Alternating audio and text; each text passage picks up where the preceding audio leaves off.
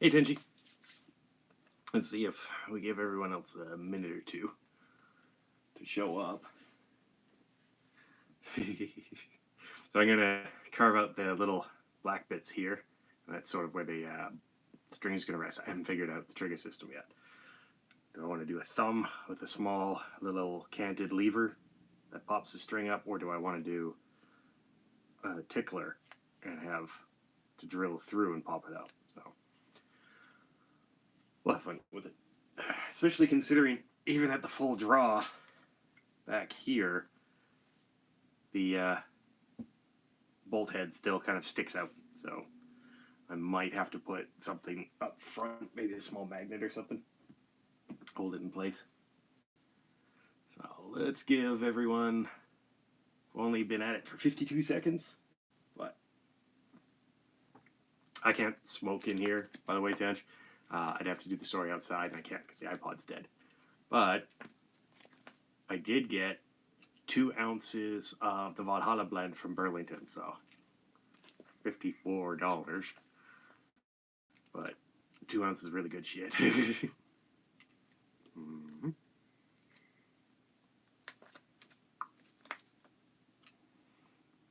Yeah, they actually had to change up how they're doing their stuff.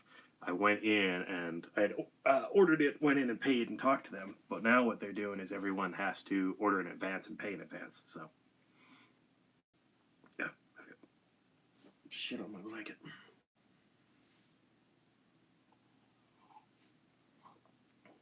All right, let's.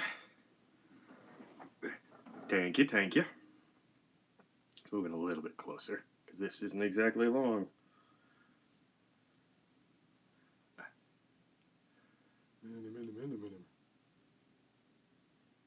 I hate this thing.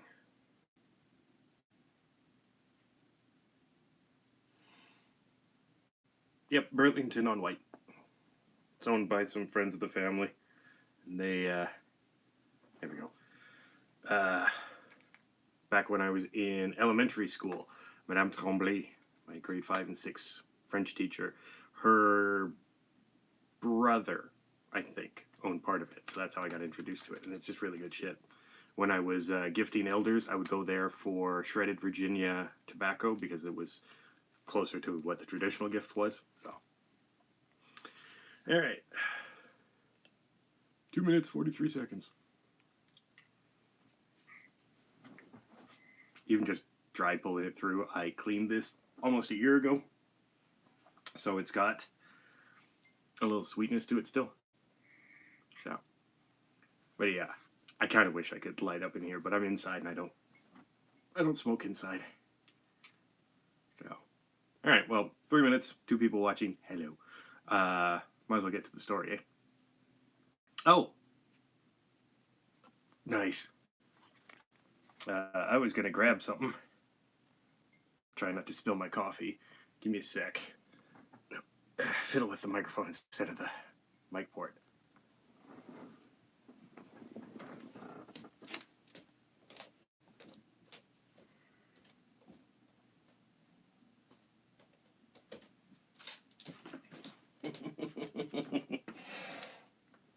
Ta-da! Right in the eyeball, and then just outside the eye. This was with Nikki's new bow that she hasn't shot yet. I wanted to make sure that it actually shot relatively straight, and it sort of shoots straight. But that was the first shot, and then these were the next 2.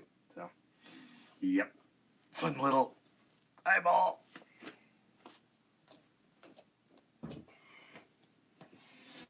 All right, let's get to the story. Right? Double dead. Double dead Zed. All right.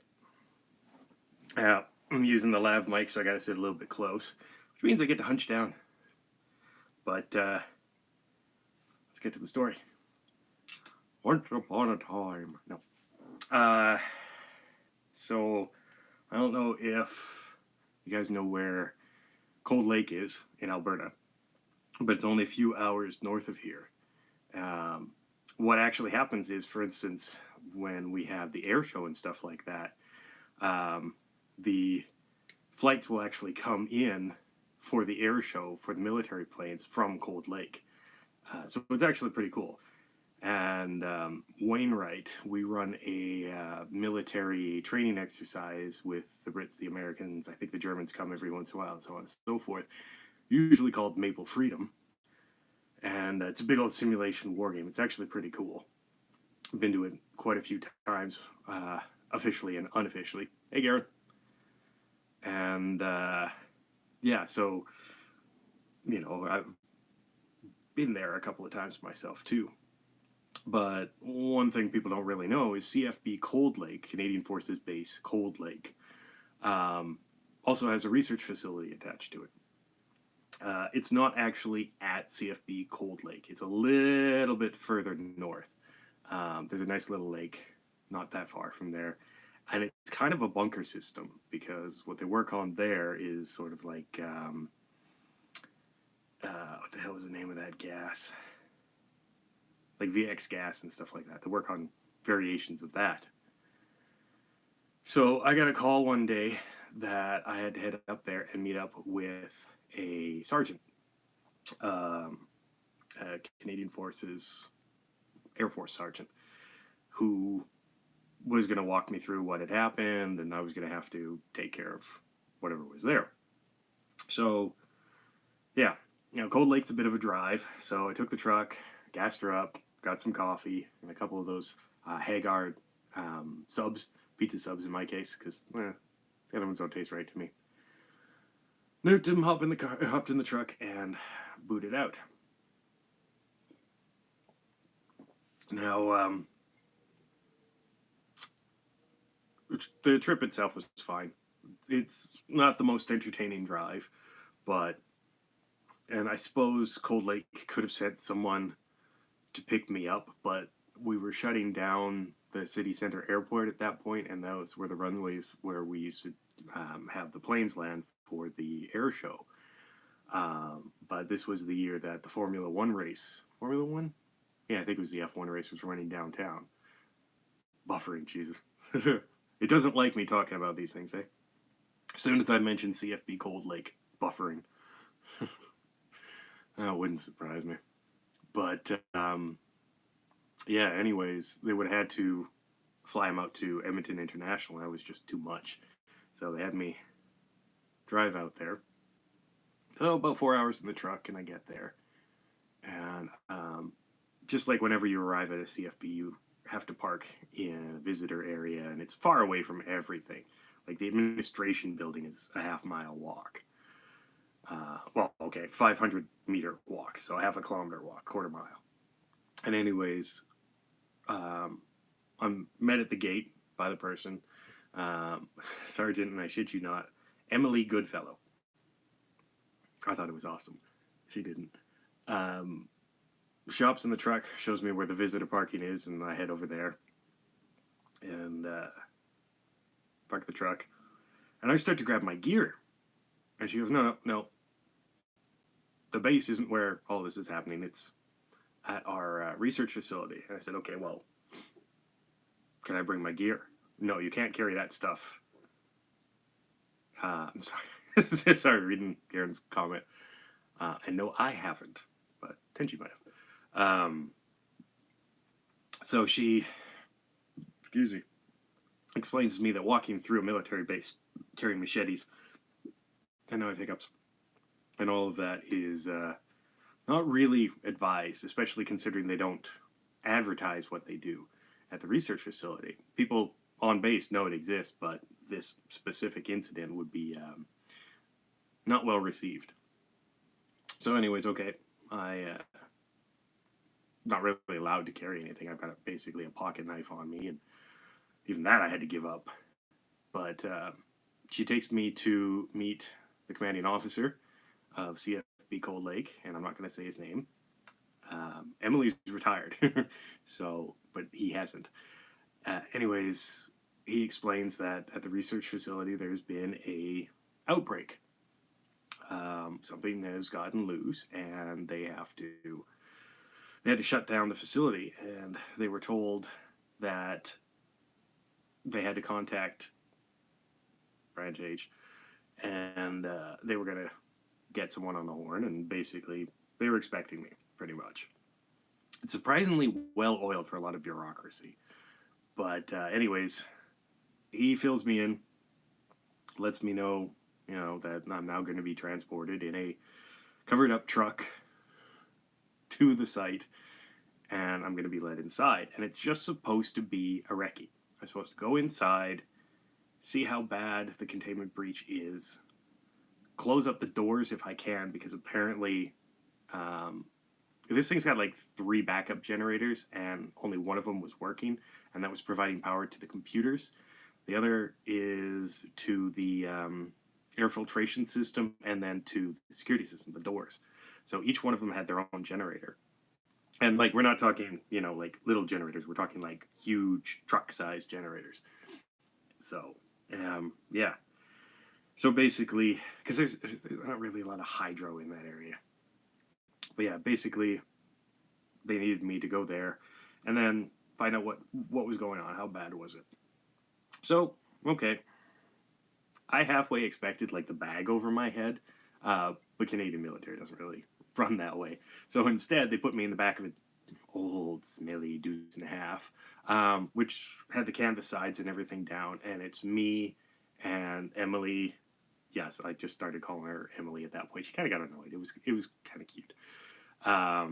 Sergeant Goodfellow, and 2 others, and they were wearing gas masks and fully kitted, and of course I'm sitting there in basically t-shirts and cargo pants and shit kicker boots and steel toe shit kicker boots at that point. And I've got some gloves and I've got my hat, and that's about it. So, all right. I counted. I don't wear a watch very often, so if I need to count distances, I count. And it was about a 45-minute drive, but we weren't going constant speeds, and I know we turned easily a dozen times. So I can't really tell you exactly where it is. I just know what it looked like when I got out. And when you're in the back of one of those things, they keep it dark on purpose. There's a red light, just so that when troops jump out, if it's dark, you can see. But by the time we got there, it actually was a little dark. So they crack the canvas, and all 4 of us get out. And there's just like an entranceway. It looks like an admin building.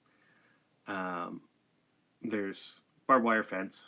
Nothing too impressive. It's about 8 feet high. It's topped with barbed wire in a concertina style rather than razor wire, concertina wire. So, okay. We're already past the barbed wire. The gate's closed behind us. The truck's sitting there, and it's actually backed in so that we're kind of directly facing the door, a little bit of an angle. And I get out, and Sergeant Goodfellow walks over to the door. She puts up a little RFID. We'll use my tobacco pouch. And click, click, go inside. She says, this is the entranceway to the facility. This is where, everything kind of looks normal. And she leads me down this hallway, and at the end of the hallway, it says janitor. For fuck's sakes, why do they keep hiding shit in janitors' closets, right? Go in, it's a janitor's closet, but at the end of it, there's another RFID scanner in a little electrical box. Too many fucking Bond movies these guys watch. Or maybe the Bond guys have watched too many of these. But either way, we get in there, and she opens up the door. And the door is a death trap. But it opens, and there's a positive lock. It's basically a pressurized door system. And I go inside, and she closes the door behind me, and you hear that. I was expecting it, and I still almost peed myself. And then the other door opens up, and antiseptic smell just kind of hits you, but it's really stale. And they've given me 2 things, basically. They've given me a mag light, D-cell mag light, and they've given me a headlamp. And that's it. Yeah, right? At least they weren't watching too much Harry Potter and I had to go through a toilet. That would have been worse. But, so I got the headlight on, I've got the mag light on, and I walk in there, because it's pretty much pitch dark. All the emergency battery lights are on. And of course, they're running red light. And I can see fine in red light. It's just some of the details get washed out. So I started walking in, and they had told me roughly where the labs were, what each lab was kind of for.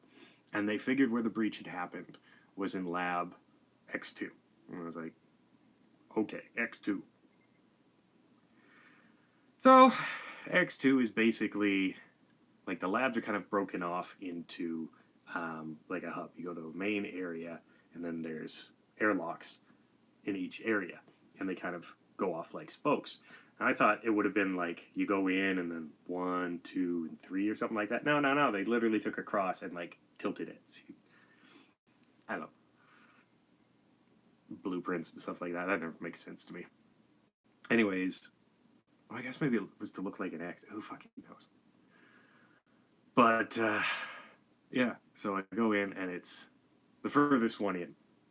So like you go in and then you take the right. This one, I didn't want to know what was in there. I didn't want to know what was in the rest of them. They said that gases and stuff like that were in X1, but that was the only thing they were willing to tell me. They said, don't go into X1, go into X2, stay away from the other 2 corridors, because they were basically locked down. And you could actually see when you got to the hub, besides all the lights off, all the shutters were down. And we're not talking like those shutters you can cut through in 10 minutes. We're talking like they looked like Godzilla could have farted on them. They might have been a little burnt. I don't know why Godzilla would fart on things. I've always wondered why they don't make Godzilla fart on something, but I guess that would be too quirky. Either way, I go down corridor X2 towards lab X2, and it's cold. It's a really, really cold atmosphere, and you can see kind of the condensation on the wall. And I mean, in a t-shirt and camo pants, it was still pretty fucking cold. But I got inside the corridor, and I just kept walking, and you could kind of hear just sort of like that like there was a hum going on, so I thought the air vents were going. But as I walked by one of the air vents, I put my hand up, and there was no airflow coming from it, so that was a little weird. But as I got closer to the door, I could see that it actually had a manual bolt on it. It had the RFID and everything, but those were completely powered down. But it had a manual bolt on it. And I was thinking, okay, there's got to be a bolt on like both sides, maybe. All right. So I pulled the bolt, and I realized what it is the magnetic bolt. Like, basically, you engage the magnet, and the bolt slides across. So it kind of locks the system. Now, I really wish they'd given me a fucking walkie-talkie or something like that, but I guess it might not have worked. You know, like the main tunnel to the hub was already about 100 meters, and we're underground, concrete, probably reinforced metal around me too. So maybe it wouldn't have worked, but an internal intercom would have been nice. And you could actually see that they had those wired up, but not down X1. And then again, not down X2. Right by the shutter doors on, I'm going to assume those are X3 and 4. I never actually looked at the numbers because the shutter doors kind of blocked everything. But right by those, they had little intercoms. But anyways, I pulled the bolt, and I cracked open the door. And the humming kind of got worse. It was a bit like, kind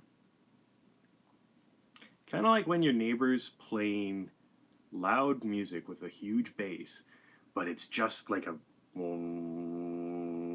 don't even know what music that would be, but really annoying. Really annoying music, I can tell you that. Especially at 3 a.m. But it just kind of felt like that. Like it was like there was something kind of reverberating in your breast kind of thing. Oh no, not my breath. But, yeah. Anyways, as I walked in, I closed the door, and I actually threw the bolt. Because, obviously, you know, the bolt was there for a reason, and I made sure that I could open it again, just in case. But, yeah, exactly. Exactly like bass feedback. And it was kind of getting to me, like it was making my teeth itch. And anyways, as I get inside, all I've got is the mag light and the headlamp. Remember, there's no battery lights in here at all. Like either there weren't any in here, or they were broken, or smashed, or what. But I've got my flashlight out. I've got the headlamp on, and I'm going forward, not quietly, but carefully, because I've been told that this lab, it's equipped as a standard lab. You know, there's going to be glass and metal bits and this, that, and the other thing. And I don't know if you've ever been through a fuel air explosion when someone accidentally, back before safety valves on gas canisters, they used to fly like a rocket. I was in a room where one of those flew through and hit the gas, the Bunsen burner mains, and fucking ignited. Thankfully, I was at the far end of the room, so I was just knocked off my feet, rather. But yeah, I didn't want to do that. It's scary as fuck. But I'm looking around the room, and I kind of see in front of me is just your typical bench. There's like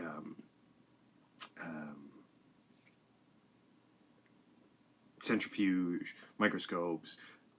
There was even like a very, very small 3D microscope, which is actually kind of a cool thing when you look through it. I wasn't looking through any of this shit. I was trying to figure out what was going on. And that humming is still kind of going. And it's actually getting worse as I get to one side of the room. So I find one corner, and there's a vent hood behind me, and a solid wall, and then some refrigerators and a few other things along the wall. Big stainless steel refrigerators, specimen refrigerators, basically, where you keep like blood samples and stuff like that, or medical samples. So I get to that point, and I kind of decide to scan the room as best I can. Now the room's about 10 meters by 20 meters, so 35 feet by, say, 70 feet, roughly. 60-ish feet. And there's just, like, a couple of work areas on either side. There's a computer system, and right in the middle is, like, it kind of looked like an SEM, truthfully. But it's kind of like it's got a little tube coming off of it. And I can't really see anything. I can't hear anything except for that hum. And it's just getting worse and worse and worse. And I swear, it makes the fillings in your teeth vibrate. So I start walking towards the back of the room, because I can see there's another set of airlock doors. And it's an airlock chamber that I'm actually familiar with, where you step inside and it's actually cylindrical airlock. You could only open either the exit or the door in front of you. So I decided to head over to that, because it was really the only doors that I could kind of see. And I still got the mag light in my hand, and I still got the lamp on my head. And as I'm walking along, I notice there's some broken glass. And I can't really figure out why the fuck there isn't anyone there. I found out later they had evacuated, and they hadn't decided to tell me. So I had actually been looking for survivors just in case. They said this was just going to be a recce. Go in, find out what was wrong, get them out. Didn't say no survivors. That would have sped me up a little bit. We've evacuated everyone. You don't have to worry about looking for people. Wow, thanks, great. I can speed up a little bit. No. So I get to the back of the room, and, everything's basically untouched. There's a couple of beakers broken on the ground from just people probably knocking them over when they were getting the fuck out of there. But as I get to the back of the room, there's more shit that's kind of like fallen down. So I'm getting a little nervous at this point, besides that vibrating noise making me on edge. Because there's more stuff knocked down. It seems like that area is kind of where there's a panic. So something happened back there. So I get to the airlock, and it's actually got like lights on it. Normally what you would see is, for instance, you see these in black dark rooms, where you see a red light, go in, that kind of stuff. Don't go in, blah blah blah. But this thing keeps out all light and all darkness, and the lights up top aren't indicating anything. So it's cracked open about this much. So I stuck in the mag light, which makes a great pry bar, and I kind of pried it open a little bit just to see if I could move it. And you could. It moved.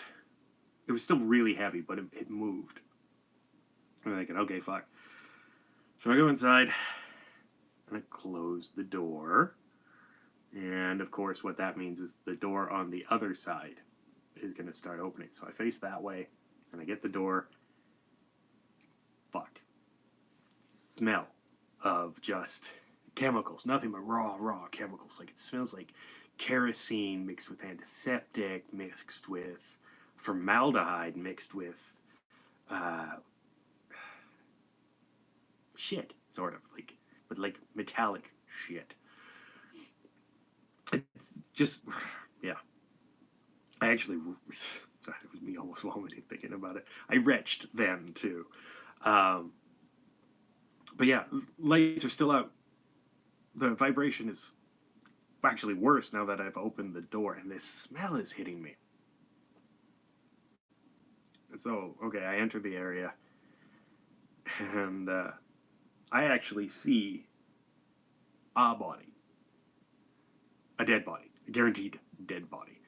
The head is smashed, completely and utterly smashed. And I can see what has done it, and it's a soldier. And his helmet has been used to bash in his head. So, fuck. But he's a soldier. So I check him over. I grabbed his name tag. I grabbed his dog tags. Put him in my pocket. The whole time trying to keep everything in view. And I did find one thing which I have kept to this day. And it was actually a personal weapon. Now, you're not actually supposed to have personal weapons when you're a soldier, but this guy had one. This was 2009, 2010. I don't put dates in my notes, so... but it was when the Formula One... was it Formula One or Grand Prix? I know, there's those little fucking fast go-kart looking cars. Was at the Edmonton City Center Airport. And I think that was 2009 or 2010. Because I remember being able to hear them when I was downtown a few weeks later. But, yeah, I had found this on the guy. So, took it off his belt, and now I've got a mag light in one hand, and this guy in the other. And I'm feeling a little bit better, because Nutjob likes his machetes. But that big-ass fucking knife is really nice. And so now I'm walking around the room. I've got the mag light in my left hand. I got the big-ass knife, like this, in my right hand. And I'm just scanning the entire room. And sure as shit, the back of the room, there's another airlock. The room I'm in is basically empty. It's antiseptic, right? Like, there's a drain hole in the middle. But then there's this smell, and you can just kind of feel it. And the dude's, the soldier's blood, and I'm not going to tell you his name or his rank or any of that stuff, but the soldier's blood has actually kind of dribbled towards the drain in the middle, and it's really gross. But the room's not very big. You know, it's like maybe 12 by 12, but the floor is stainless steel and sloping. The walls look like they're stainless steel. They're probably like some sort of reinforced bullshit. There's cameras in a couple of the corners, but they're not working either. So I have to go to this fucking airlock. And I'm nervous. Because I don't get infected, really. Doesn't mean I can't die. Or have my fucking arm ripped off. Or my nose broken again. Or new scars on my neck and my chest. And get stabbed in the leg. Whatever, right? Like, it's not like I can't get hurt. So as I'm getting to the back of the room, this is where the vibration is coming from, because I can hear it in the walls at this point, and it's just this strong vibration. And it makes total sense why it was reverberating outside, because this room's basically acting like a large echo chamber. I get to the back. There's another cylindrical airlock, and it's not open. So I can't take a look inside. And usually with these doors, what you can't do is open them from the other side.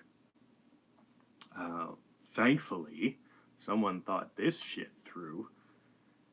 And at the very top of this setup, it had a manual crank system for just in case the power went down. And the crank is,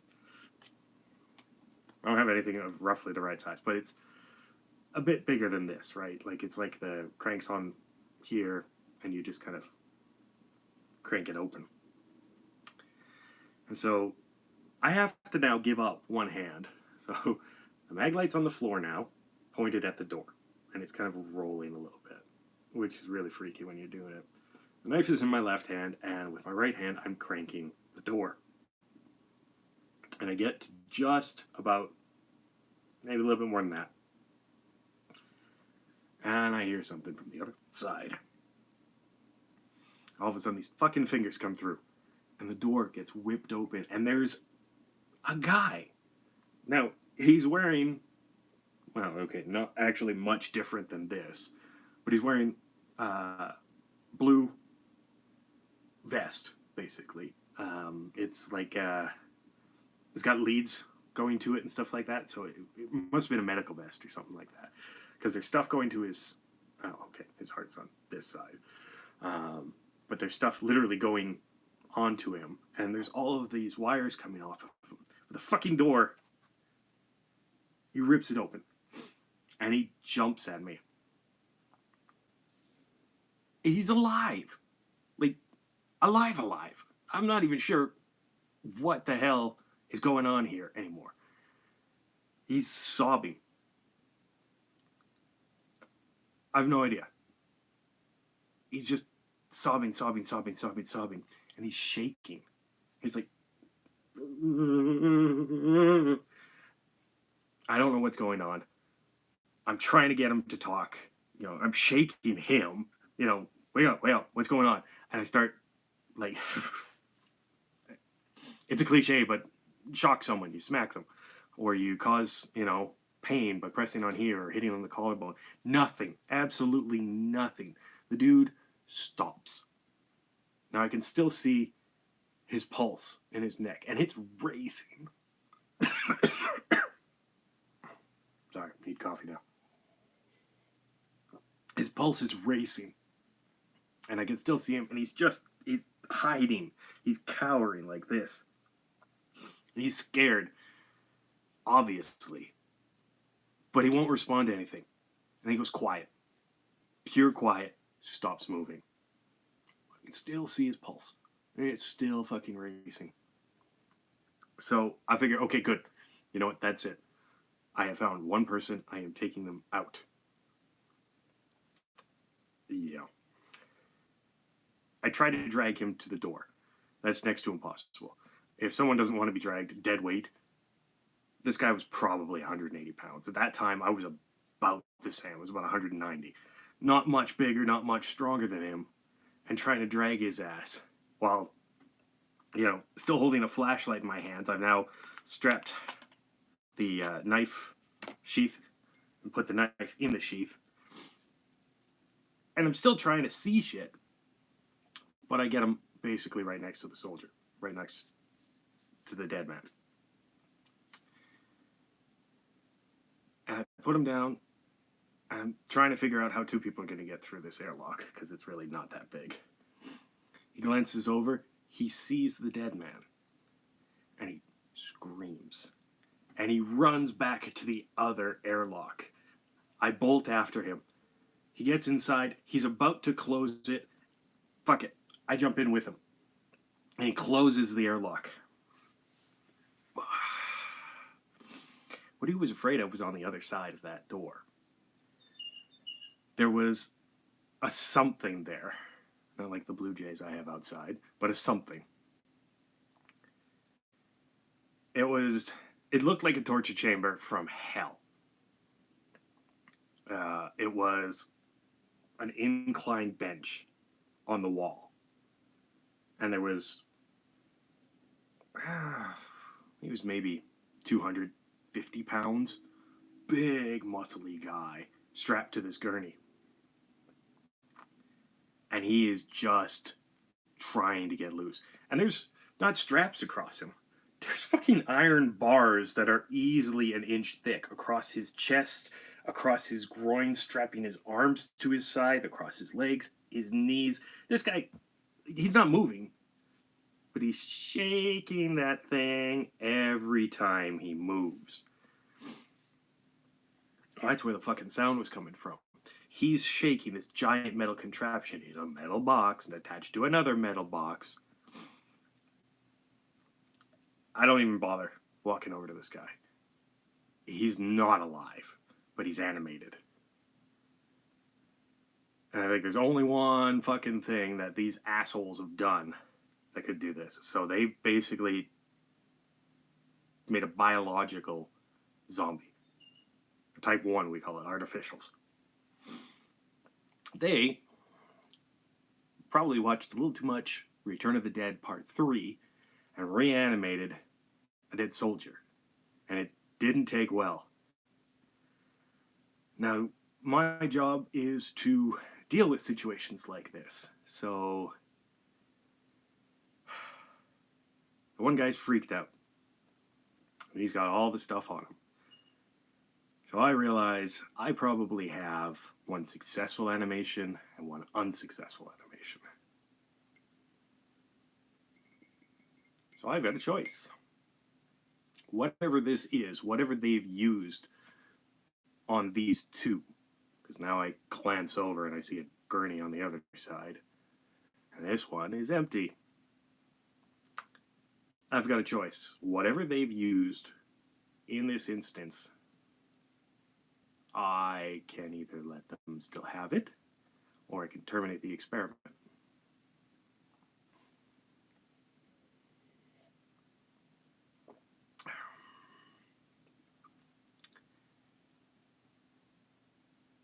I terminated the experiment.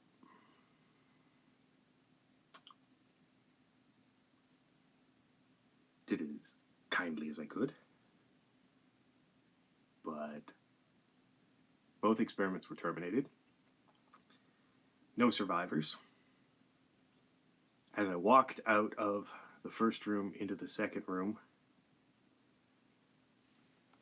I kept the knife, and I kept the sheath, and I kept his name tag. And it's on the wall, just over there with my grandfather's. But I jury-rigged the doors so that they were just barely sitting. So maybe if we're lucky, a little bit of air might blow past them. If they were damaged enough, you know. Someone banging on the walls with a heavy-ass flashlight, prying at them, that kind of thing. Doing his goddamnedest to make sure that what he was about to do would work. So I said a couple of words over the soldier. I go through the second airlock and I do the exact same thing. And I'm now in the lab proper. Like I said, it's set up well like a lab. And I find the gas line leading to some of the Bunsen burners. And I break it. And I immediately start hearing that hiss. And having heard it more than once before, know it's going to take probably about 5 minutes or so to fill up that room. So I find all the Bunsen burners. I make sure I shut off all of the vents and everything, and I just head towards the first airlock, a little bolted door. And did you know that mag lights, the ones that still use those old K-bulbs, they get really, really hot. And actually, if you need to, in a survival situation, you can use natural tinder and a Maglite's K-bulb, so long as you're careful, to ignite your campfire. So I took off my shirt, ripped off some bits, frayed it up nicely between the fingers. I took off the mag light, the lamp, cracked the glass with the knife, and very, very, very carefully cracked the bulb so that the filament was open. And I stuffed my shirt over top of the filament with the little fibers. At this point, it was all just fibers. It was a nice cotton shirt, by the way. Like wearing cotton shirts. And I screwed everything together and turned on the mag light and went through that bolted door really, really quickly. About, I don't know, 3 meters or so, roughly, short of the full exit. Boom! Yeah, I was deaf for a few hours after that. But, experiment terminated. So, I got to the entrance, and Emily Goodfellow, Sergeant Emily Goodfellow, is sitting there in a steel-backed chair with about 24 guys, all armed with the M16C4 variant. Nice little carbine that we use up here because it's cold. We gotta have our own. And gas masks and the whole shit thing, and they're all aimed at me. Yay! Including the grenadier, by the way. There's literally someone there with a thump gun, a 44 or 40 millimeter thump gun pointed at the door, and I kind of bolt through. And she looks at me and she goes, "What the fuck did you do? We thought you were dead because of that explosion." I'm like, "Nope. There's no survivors. Nothing to find in there. There was a gas leak as I was leaving. Everything started on fire. I ran." "Did you get anything from in there?" "Hold up a knife." And I said, "This." And I hand over the dog tag. And these were on a table in there. "Did you find anything else?" "Nope." "Are you sure of that?" "Yep." "Okay." Get back in the back of that truck. About 12 guys, all really pissed off, but relieved at the same time. We drive back to CFB Cold Lake. And I report to the CO, and he asked the exact same questions as her. "Did you see anything?" "Nope." "Did you get anything?" "Just the dog tags and this knife." And the CO goes, "It's a personal weapon, so officially it wasn't there." "Yes, sir." And he goes, "How do you do what you do, son?" And I look him in the eye and I say, "Well, I'm the best at what I do, sir, but what I do ain't exactly nice." And he gets this kind of somber smile and he goes, "True. Dismissed." I think he kind of forgot I wasn't a soldier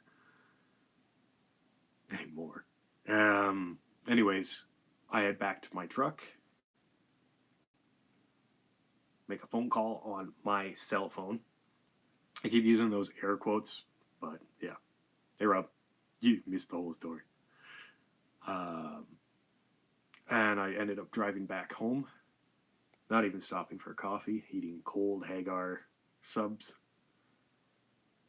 and thinking about that one guy over and over and over, just shaking. Thankfully, since then, X2 has never restarted. No idea about X1 or the other two. But, it's kind of nice that Cold Lake shut down that. But I did end up with a wonderful drive back. And Cold Lake proper is actually a really nice place to visit. CFB Cold Lake, you have to be military aligned to go there, or you have to be a civilian contractor. So, I don't know where's, bro. But, yeah, it's a really great place to visit. Oh, you missed my pipe. Tenchi wanted me to do a story while I was smoking my pipe, but I'm inside, and the battery on this was too dead to do it outside. Right? But yeah, Cold Lake's actually a nice place to visit. It's really, really cool. There's a lot of nice places around there, and don't let facilities like that deter you. Thankfully, there's no Alkali Lake up here. I can guarantee that. Cold Lake's about as close as you get. But yeah. Anyways, thanks for listening, and feel free to visit Canada at any point because, as we all know, Canada is great, except for the zombies. That's about all it. That's about all it. Wow, on the live ones, you can't even fix that shit. That's about all for right now. And yeah, ciao, guys. Oh, also stay safe and make sure you carry around your personal defense stuff like the little thing of Lysol. And remember, don't get eaten because there are things that go bump in the night. Yes, Tenchi, there are things that go bump in the night, and there's some things that bump back. Ciao, guys.